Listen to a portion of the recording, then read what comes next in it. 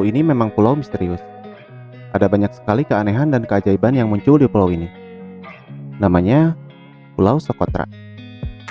Terletak di sebelah selatan Jazirah Arab dan timur Afrika. Kalau kamu ke sana, pasti serasa tidak tinggal di bumi. Selain flora dan faunanya yang aneh, bentang alamnya juga terasa asing. Apalagi berita tentang pulau ini yang begitu misterius dan tak didatangi turis. Ada apa gerangan? Kenapa orang menyebut pulau ini pulau alien atau pulau Dajjal? Bahkan Marco Polo mengklaim bahwa orang-orang di pulau ini adalah orang ahli sihir paling ahli di dunia. Pulau ini terpisah dari Afrika sekitar 6 atau 7 juta tahun yang lalu. Dan diperkirakan ada 700 spesies endemik di Socotra yang tak bisa kamu temukan dimanapun di dunia ini. Hanya di Pulau Socotra. Yang paling aneh dan banyak adalah pohon berbentuk payung yang sangat besar. Dan pohon ini disebut pohon Dragon Blood Tree. Jarak antar cabang begitu rapat, sehingga sulit kamu panjat.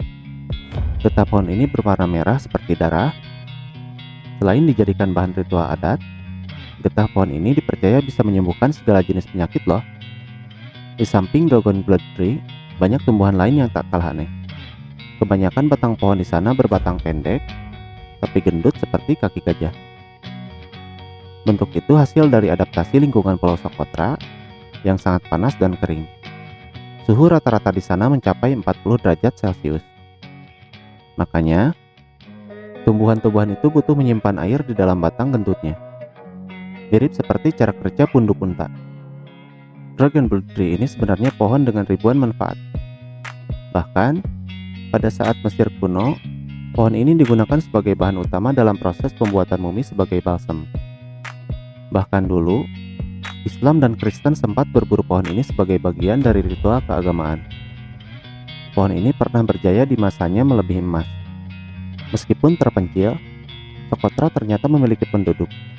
Menurut data yang ada, setidaknya ada 40.000 jiwa yang mendiami pulau ini. Tapi, para penduduk tidak meluas penyebarannya. Mereka hanya terpusat di beberapa tempat saja. Dan senada dengan identitas Socotra yang unik dan aneh, penduduk pulau ini pun ternyata demikian pula. Keanehan penduduk Socotra adalah mereka seolah tidak tersentuh peradaban modern. Menurut pembuat film dokumenter bernama Charles Charles yang mengangkat penduduk Socotra sebagai film, penduduk di sini seolah terperangkap waktu. Adat istiadatnya masih sama seperti ribuan tahun yang lalu. Bahkan, termasuk perdagangan.